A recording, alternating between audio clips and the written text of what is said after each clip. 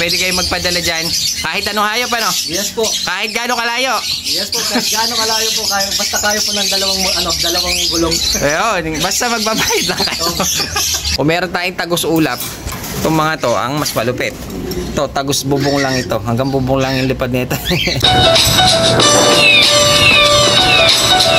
Yo mga siko, bali medyo may mga nabawas na dun sa ating Taiwan loaf na mga nakalagay dun mga siko. Yung mga pinamigay natin, medyo nabawas na sila. Kaya itong tatlo na muna ang ating ilalagay dun sa ating Taiwan loaf. Dahil yung 6 na piraso, hindi pa. Siguro ito sabay-sabay silang mailalagay sa Taiwan loaf natin dahil magkakaedad Pero itong tatlong to, pwede na silang i-viewing. Kaya iaakit na natin sila dun sa ating Taiwan loaf. Bali nagtabi tayo ng 2 pares no? Nakikita niya, nagtabi ako dahil nagandahan ako sa kulay.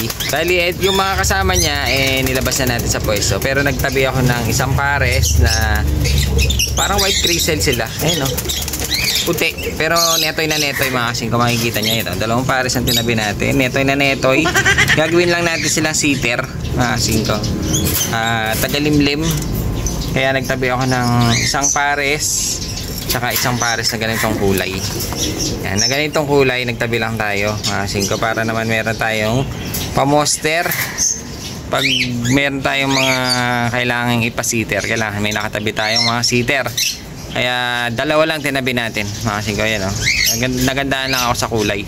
Saka sa itsura nila na super netoy, mukhang magaling magsubo. Ayun, ang gaganda ng kulay.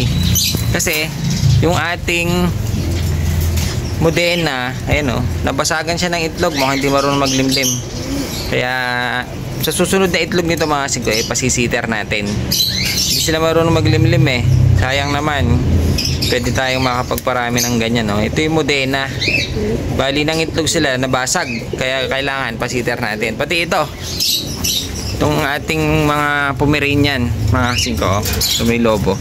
Ayun ayun nga yung itlog nila basag. Hindi marunong maglimlim, kaya kailangan pasisiter din. Kaya magtatabi tayo ng sitter. Kahit yung nandito natin, ano ba yan? Mga fancy na to. Kawasin ko, kahit yung fancy natin na ito, nabasagan din sila ng itlog. Kahit na may buhangin. Ngayon nga, tinagkal na nila, wala nang buhangin. Nabasagan din siya ng itlog. Kaya pag nangitlog sila ulit, try nating pasiter. Ang ganda ng kulay, makintab. Tsaka yung ilong nila pula, pati talukap. Ayan. Try natin makapagpasibong ng ganito. Kaso basag nga yung itlog. Silang 3 basag, kaya kailangan natin na sitter. Kaya nagtabi tayo ng 2. Nagtabi tayo ng 2 para may pang antabay tayo kung sakaling may umitlog na sa ating mga fancy. Sa itsura pa lang nito mukhang magaling bumuhay Kaya tinabi natin. Ang ganda kasi wala na akong makitang mga ganitong mukhang native. Hindi pala sila mukhang native. Talagang native talaga to. Ayun kasi kabali meron tayong tropa, Romel. Ayan Ito mahilig kasi siya sa fancy, siyempre, na kulay. Kaya pagkakatiwala natin sa kanya yung ating white bar, anak ng white bar. Sana magdami ng anak sa kanya na mas malinis. Kasi yung magulang malinis Dapat pre, meron kang saddle na isang hen. Dali sana makapag-anak. Kahit sana blue bar lang pre, na saddle. Ito yung anak ng ating saddle white bar mga 5. Meron siyang Miss Mark, pero yung parents malinis Bali maraming umaawit niyan. Bali sa kanya natin pagkakatiwala yung ating young bird. Bali kak yan. Ang ng kulay na mo pre? Mga color mo doon? Dilaw. Ay dilaw ka Kaya sigurado maalagaan to dahil mahilig siya sa mga off color So yun, sana maparami ni Romel. Sige, bali bawas na tayo ng isa. Yung isa, naipamigay ko na rin. Yung bumalik sa atin, yung anak ng opal na blue bar, naipamigay ko na rin. Bali, ito naman yung pangalawa. Magbabawas pa tayo niyan para mayroon tayo mailagay dito sa mga young bird ng mga to dahil malapit na silang iwalay. Ayun na isa, bawas na. Pare, Eugene, thank you sa white bar mo. Maparami natin. Yun, sana dumami talaga. Talagaan natin mabuti to. Sana maglabas ng magaganda pre. Maglalabas ng magaganda to. Ngayon, dito sa pwesto marami pang nakalagay. Dahil nilabas na nga natin halos lahat. Ayun, nakikita nyo, puno pa yung halos nyo nandito. Lalo na yun nandito sa atin. Ayun, dahil palawan nito. Hanggang ilalim yan mga sito. Kaya marami pang nabibili yung mga bata. Ang ingay ng lovebird. Dito magpahinto ng lovebird. Pag may ingay mga sito. Diba? Yan na naman, maingay na naman talaga. Mga singko, kung meron tayong native, meron tayong mas super na native. Ano ba itong usapan natin? Mga puro native. Hindi kasi ito ating Pakistani tippler. Kak. Ngayon, binigyan tayo ng isang hen. Ayun o. Nung tropa natin na si Bandasan, mga singko, yan. Isang hen na tippler. Pari nabuo natin yung ating Pakistani. Kasi yung pares nitong isa na kak, itim, yung parang black tiger. Ibang lahing tippler yata yun. Ito, medyo mas maganda tong isang hen. Kaya sila yung babangga natin, mga singko. Yan o. Tagus ulap ito, mga singko. Kung meron tayong tagus ulap, itong mga to, ang mas malupit. Ito, tagus bubong lang ito. Hanggang bubong lang yung lipad nito. Kaya mga singko, bali meron tayong bisita. Si Kuya. Opo. Ano pangalan, Kuya? Ano po, Jack Orok po. Bonifacio Roger. Taga Mabalacat. Yes po. Mabalacat. Rider. Galing siyang... Galing po ako niya ng ano po, Bonggalon, Pangasinan. Nag-deliver po ako ng kalapate. Kalapate. Nag-deliver pa ako. Pag ipapadeliver tayo sa kanya na lang. Kaya mga singko, bali dumaan siya. Galing siyang Pangasinan. No? Yes po. Pangasinan. Ngayon, dinaanan tayo. Kaya, nagkakalapate si Kuya. Ayun o. May dala siya training box.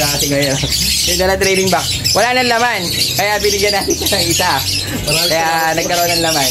Maganda yung binigay natin. Foundation bird. Saka pangkit natin yan. Sige sa kami. Dalawa na lang yung lahi natin nun mga singko. Hindi ko na sasabihin. Binigay ko na sa kanya yung isa mga singko. Dahil newbie. Opo, newbie po. Sana pumalo yung mga anak. Ayan, sir. Baka meron kang gusto yung shoutout. Hello po. Shoutout po lahat yung mga kagrupo ko po dyan sa Pampanga. Angkas Padala On Call Riders Club. Yun. Ayan, mga singko yung logo nila. Oh. Ito yung mga legit. Makikita nyo yung mga pag sinerch sila sa Facebook. Kaya mga singko, pwede kayo magpadala dyan. Kahit anong hayop, ano? Yes po. Kahit gano'ng kalayo. Yes po. Kahit gano'ng kalayo po. Basta tayo po ng dalawang gulong. Ayun, basta magbabayad lang. So yung mga singko, ito, pwede silang magdala ng kahit ano. Bali, ang gagawin natin, dahil meron tayong naiwan na kalapati dito, galing Manila pa, baka kay Kuya na rin natin. Kung magkasundo kami nung ano, boss na, nung may-ari, nung ibon, baka sa'yo na natin papadala. So yun ha, ibon niya. Hindi na natin papakita dahil maraming maiigit. Shoutout ko lang pala po. Sige. Yung ano po, family ko po dyan sa Pampanga. Tapos yung mga nilalaroan ko po na Pare Club, Yun.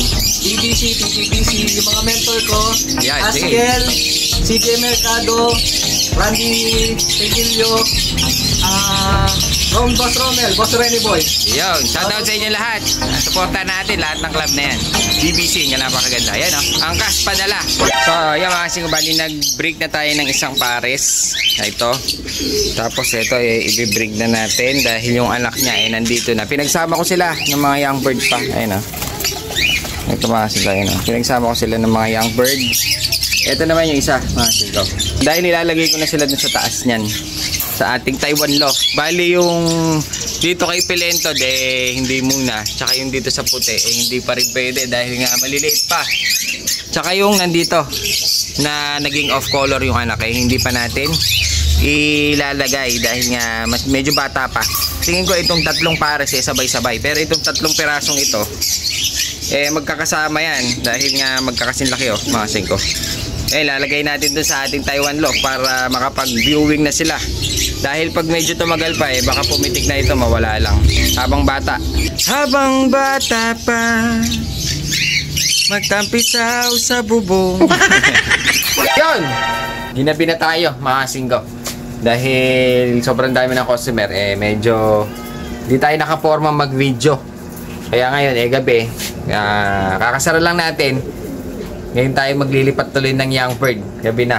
Pero mayroon na naman tayong dalang ilaw mga singko. No? Ay liwanag ang buhay. So yun. Maglipat tayo ngayon ng young bird dun sa bubong. Iakyat natin sila. Nakakamiss mga singko. 2 araw ata tayong hindi nakapag-video dahil nga sobrang busy sa pwesto. 2 lang kasi kami ni Mrs. Pag kanya kasing may pasok, syempre may pasok yung panganay namin. Hindi siya makatulong kaya salita kami ni Mrs. Kaya medyo mahirap mag-video kahit pasaglit lang. Medyo mahirap. Bali, ito yung ating young bird. Ayan o. Ay, namatay. Kasi to? Touch lamp. Parang gano'n. Ayan na. Bali, ito yung ililipat natin. Yan, tatlong yan. Nakasin ko. Ilalagay natin sila dun sa ating Taiwan loft mga kasing ko. So yun, tara. So yun mga kasing ka, bali ito, dala natin yung ating training box. Hindi na natin masyadong nagagamit. Inalikabukan na. Ang dami na alikabok. Iakit natin siya dun sa taas. So ay mga kasing ko, bali nandito na tayo sa ating Taiwan loft. Sa taas tayo ng bubong. Sa rooftop. Bali dito natin sila ilalagay. Para bukas ma-viewing natin. So ay mga kasing ko, dahil nga sa loft natin walang ilaw. Ang kagandahan dito sa nabili natin, pwede siyang dalhin, tsaka pwede siyang ikabit kahit saan. Dikit natin. May magnet to Yun meron na silang fluorescent lamp. So ayun mga kasing kabali, yan. Nandito na yung ilaw natin. Kinabit natin sa taas ng bubong.